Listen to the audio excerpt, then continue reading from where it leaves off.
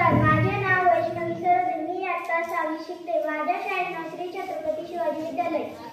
लोकमान्य टिळक यांचा जन्म 23 जुलै 1856 रोजी रत्नागिरी जिल्ह्यातील चिखली या गावी झाला. त्यांचे शिक्षण पुण्यातील डेक्कन या कॉलेजमधून झाले. त्यांना A.B. आणि LL.B. या पदव्या मिळाल्या व ते शिक्षक झाले. मात्र शिक्षण क्षेत्रात त्यांना फार समाधान मिळाले नाही. त्यामुळे त्यांनी सार्वजनिक जीवनात उतरायचे ठरवले. टिळकांनी केसरी, मराठा व हे वृत्तपत्रे सुरू केली.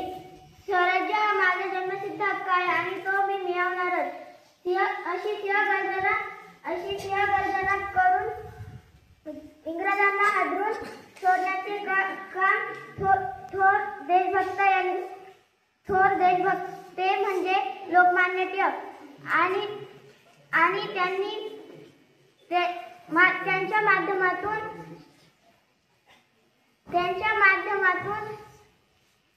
जनजागृती निर्माण करायचे काम सुरू केले. तसेच लोक एकत्र